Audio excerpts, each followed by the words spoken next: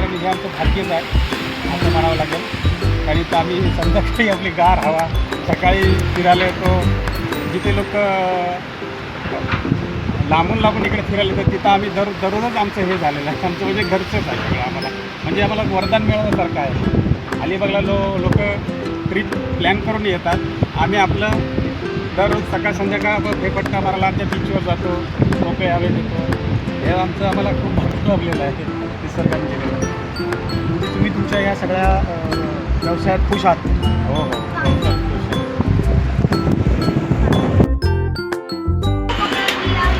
नमस्कार मित्र, आज आम्ही चाललो आहे अलिबागला आणि माझे जे मित्र आहेत अलिबागचे मंगेश तांडेल, म्हणजे असे मित्र आहेत की अगोदरपासून आम्ही आय टी आयचे मित्र. आणि फोन केल्यानंतर डायरेक्ट सुधऱ्या कसा आहेस, म्हणजे किती वर्षांनी जरी फोन केला तरी लगेच त्यांना ती आठवण असते की आपण काय मजा केलेली असते आणि आम्ही एकत्र राहिलेलो असतो. त्यातल्याच आमचा संतोष खरिवले तोही माझ्याबरोबर आहे आणि आपण त्याच्याशी थोडी चर्चा करूया. आता आम्ही एका हॉटेलमध्ये बसलो होतो आणि वेळ बाकी आहे आमच्याकडे आणि थोड्याशा जुन्या चर्चा चालू होत्या. पण आय टी आयमध्ये आम्ही थोडंफार मित्र म्हणजे काय, म्हणजे त्यावेळेला आम्ही जे सगळे मित्र होतो ते कोणत्या पद्धतीने वागायचं तर आपण संतोषकडून जाणून घेऊया. संतोष, नमस्कार मित्रांनो. तर काय संतोष, आपण त्यावेळेला आपण मजा करायचो, खूप मजा केली होती आम्ही त्यावेळेला. ॲक्च्युली तसं बघितलं तर आम्ही सगळे वेगवेगळ्या ठिकाणाहून आलो होतो. म्हणजे मी पालीवरून, सुदर्शन पोनाडवरून, काही अलिबागचे मित्र. पण आमचं असं एक बॉन्डिंग झालं होतं आणि सगळे आम्ही अगदी खूप एन्जॉय केलं. ते 2 वर्ष आम्ही सगळे कधीच विसरू शकणार नाही. एवढी धमाल केली आम्ही. म्हणजे अभ्यास तर केलाच आम्ही, पण त्याचबरोबर इतर मजासुद्धा खूप केली आम्ही. हिंडणं फिरणं जे काय होतं ते खूप एन्जॉय केलं आम्ही सगळ्यांनी. आय टी आय म्हणजे हा राहणार मुळात पालीचा आणि मोस्टली आम्ही ह्याच्या घरी पालीला जायचो. आणि कलिंगड म्हणजे सुधागडचा कलिंगड सर्वात फेमस आहे आपला. मेन म्हणजे आपण खाद्यसंस्कृतीवरती जास्त बोलतो आपण ह्या ह्याच्यावरती. आणि कलिंगड हा कलिंगडचा तुम्ही विशेष त्याच्याकडून ऐकाल तर कलिंगड तिकडचं का फेमस आहे, म्हणजे का आमच्याकडे जे कलिंगड बनतं ते गोडं पाणी असल्यामुळं मुळात अतिशय गोड असतं आणि तसं रुचकरही असतं आणि खूप मेहनत लागते कलिंगड करायला.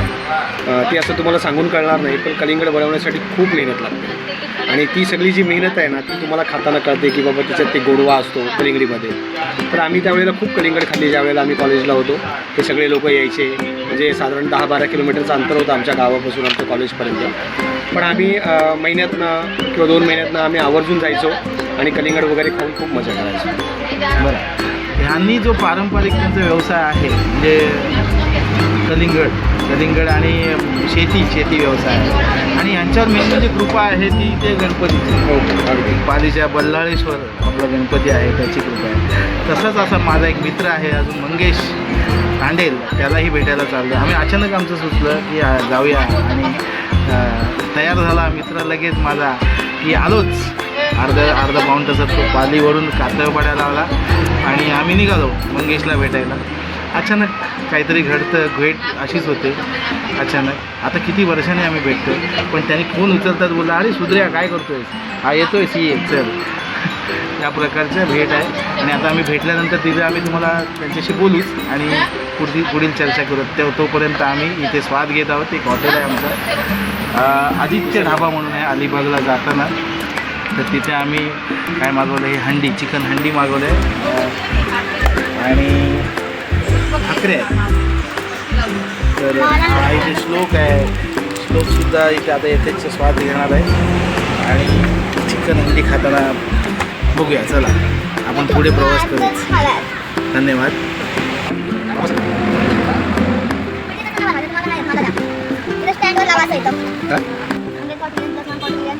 हां काय ते काय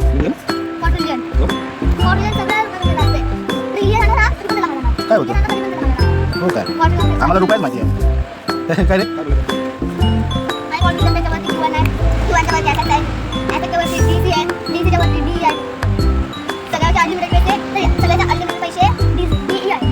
हां त्याच्यातले तुझ्याकडे किती आहेत? 20 लागले. त्यातले 10 मला द्या नंतर.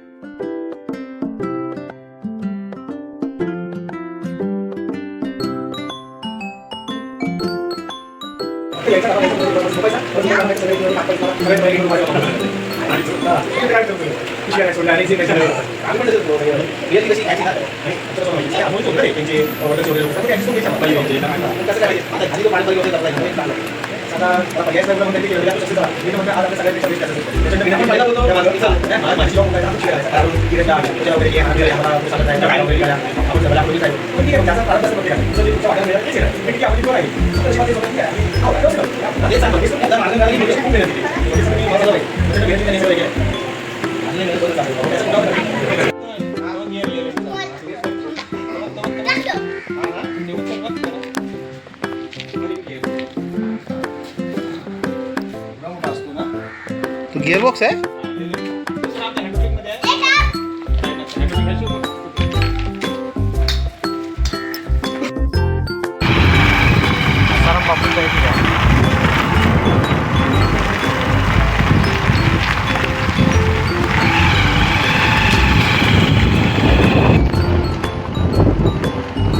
बीचवर झालं आता वाटते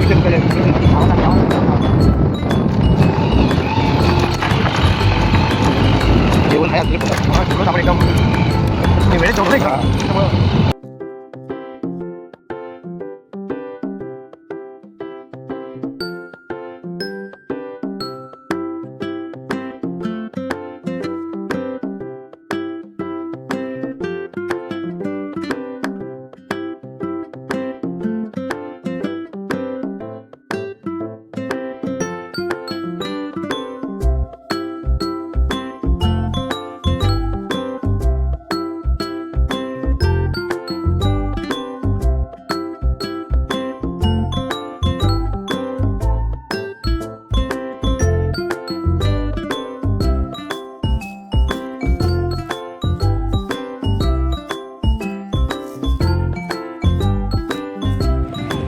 इकडे बघ.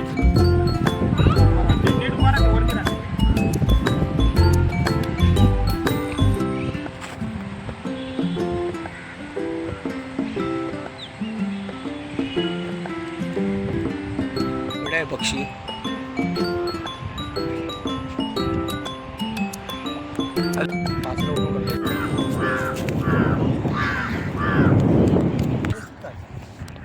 मग तो त्याला असं पुढं गाड्या बिडायला पाहिजे.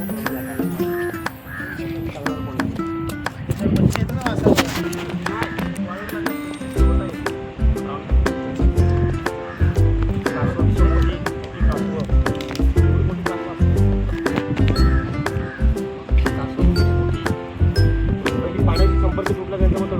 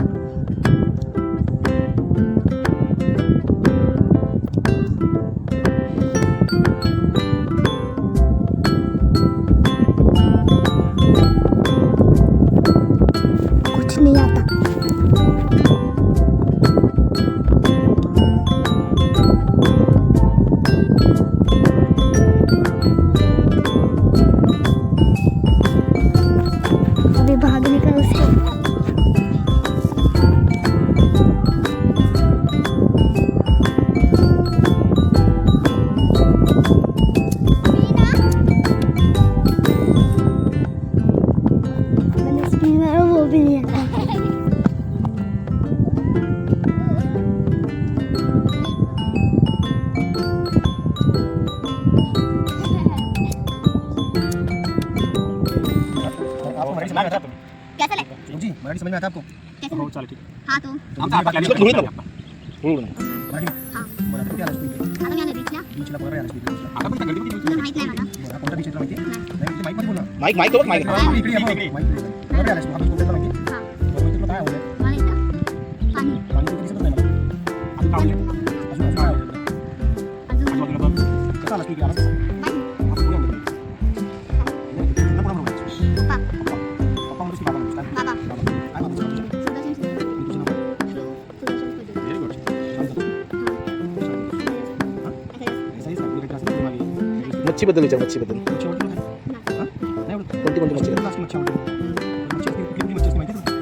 नाही माहिती? काय आवडतं माहिती आहे तुला? कसं आवडतं तुला? फ्राय केलेलं, लेग पीस, लॉलीपॉप, चिली, काय आवडतं? पीस. दोन माहिती आहे तुझी घरात कशी? आपण निघालो बाबाकडे इथे. नाही बरं, तुझ्या बाबाकडे. आवडतं तुला इथे? हाँ हां? हो? अजून काय सांगशील तुला जाण्याबद्दल? काय आवडतं? चिंबोरी खालीस बघ कधी हॅलो नाही. आवडतं ठीक आहे तर तुझ्या माहितीला स्विमिंग पूल आहे आपल्याला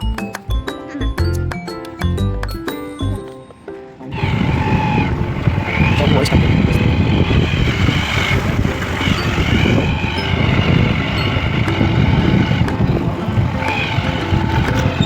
मंगेला बोलत नाही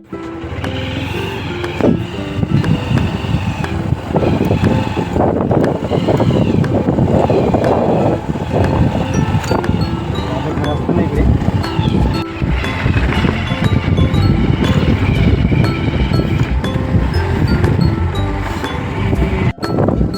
हा ना मग म्हणजे तेच म्हटलं ना आता एंडिंगला हा जवळा खूप जास्त मिळतो ना त्याच्यामुळे मग आता हेही कमानी के दिन आहे.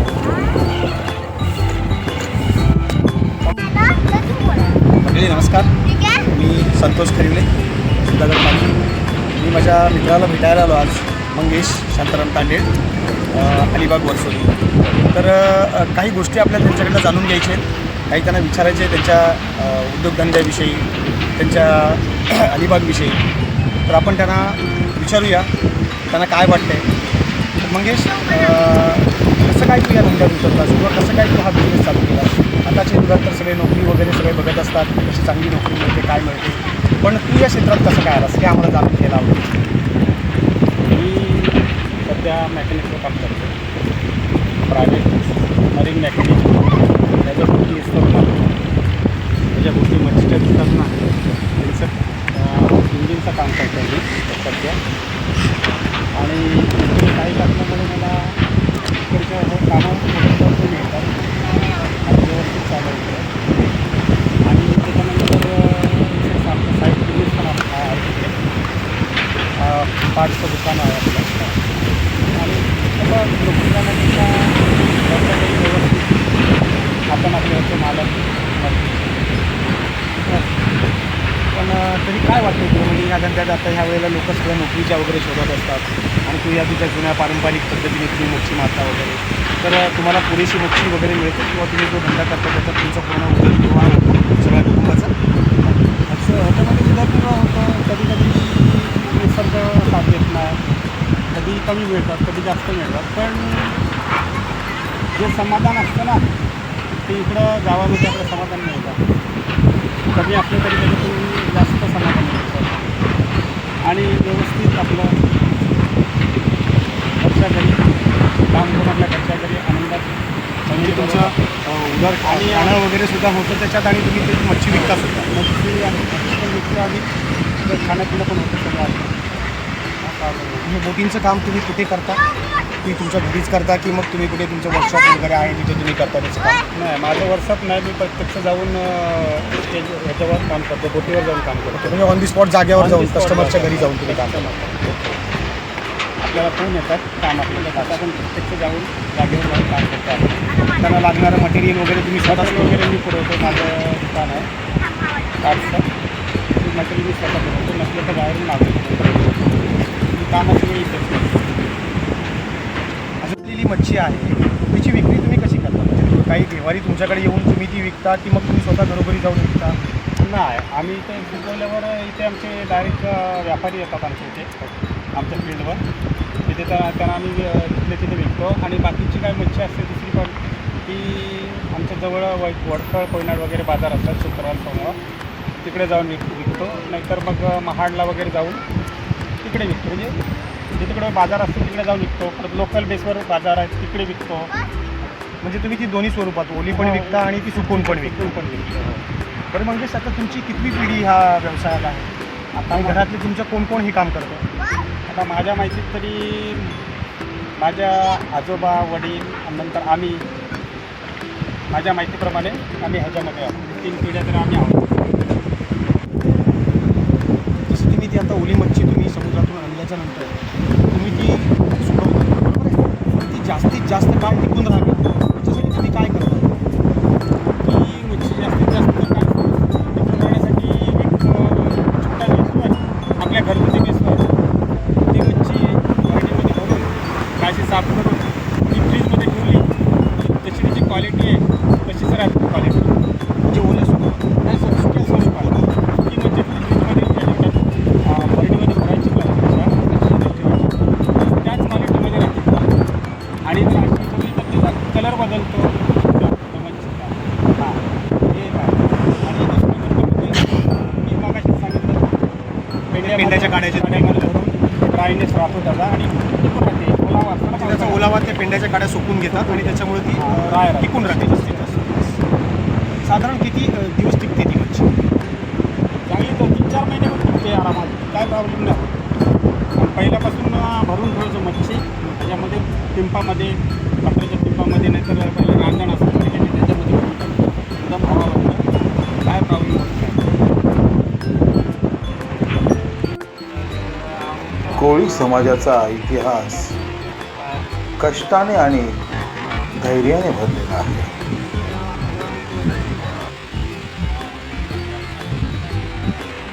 घामाचे मोती आणि समुद्राचे पाणी हाच कोळी माणसांचा खरा स्वाभिमान आहे.